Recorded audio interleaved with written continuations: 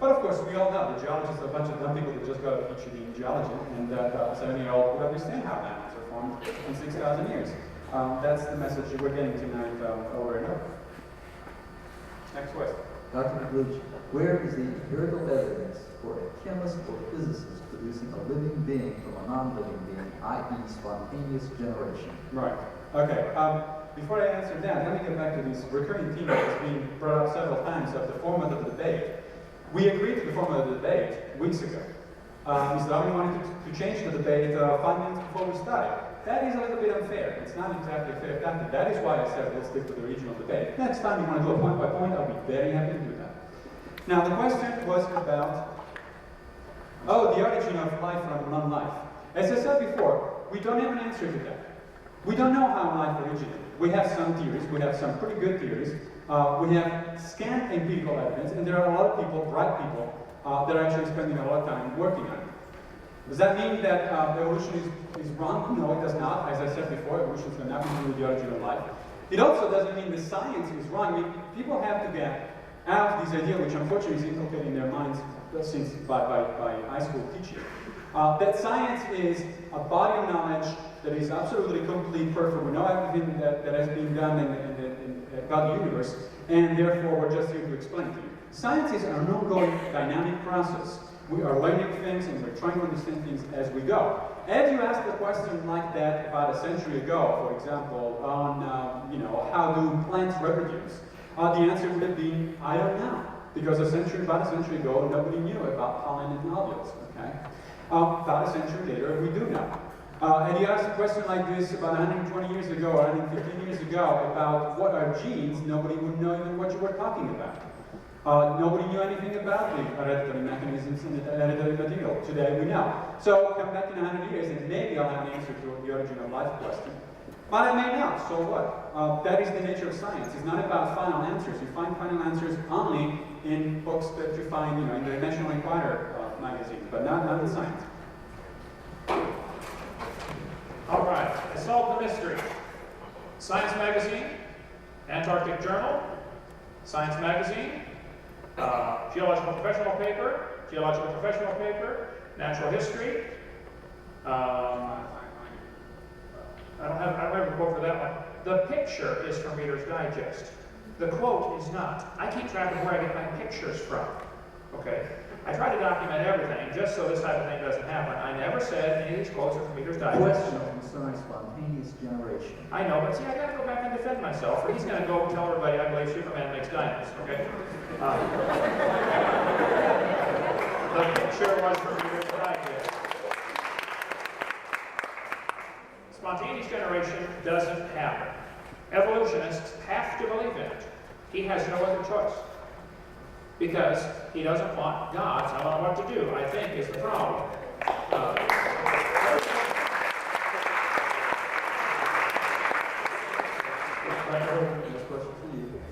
What mechanism limits microevolution to keep it from working on a macroevolutionary level?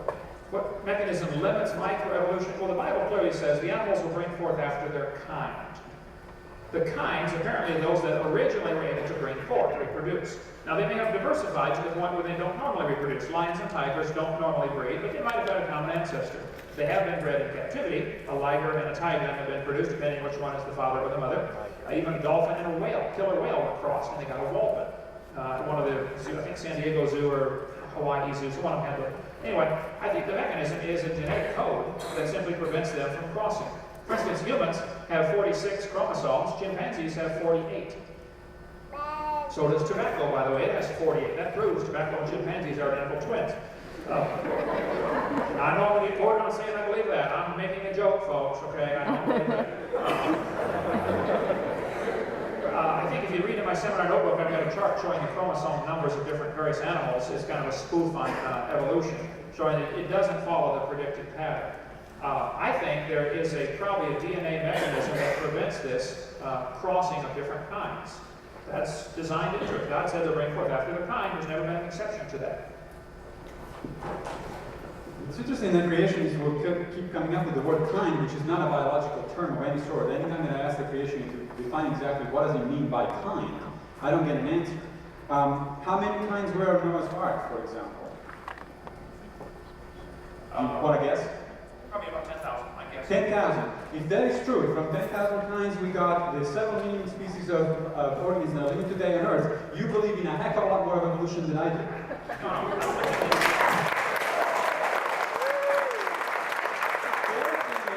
The distinction between micro and macroevolution is artificial. There is no distinction in the biological theory between micro and macroevolution.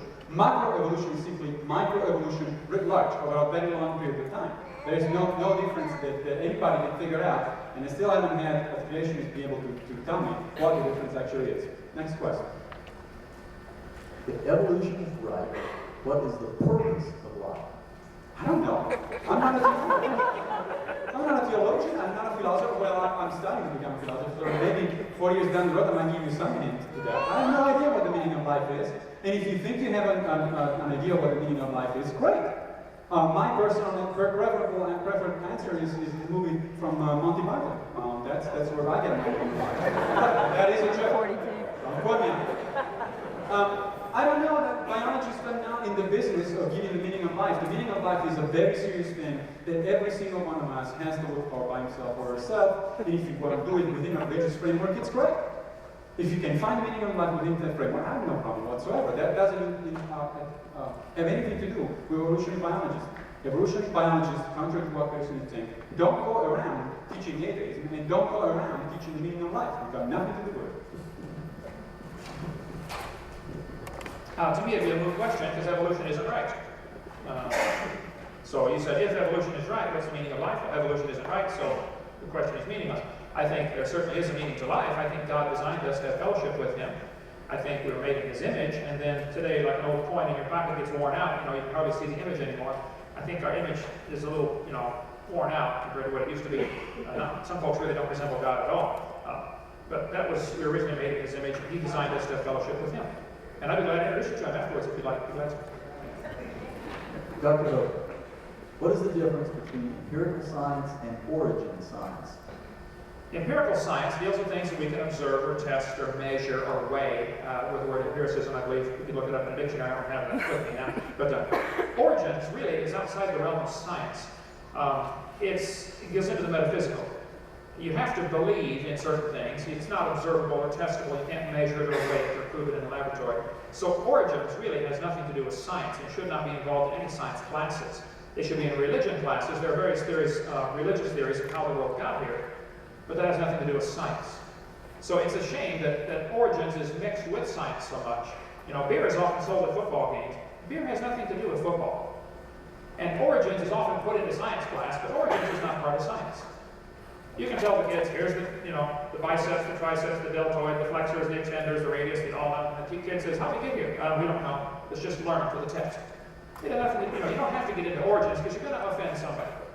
If you teach evolution, somebody's going to be offended. How many of you are offended when they teach evolution?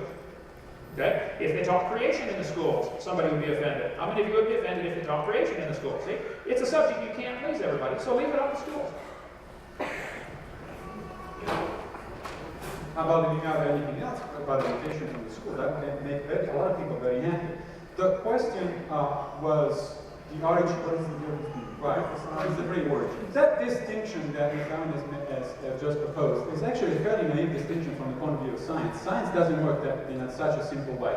There are certainly limits to what science can do, by all means. There's no question about it. But some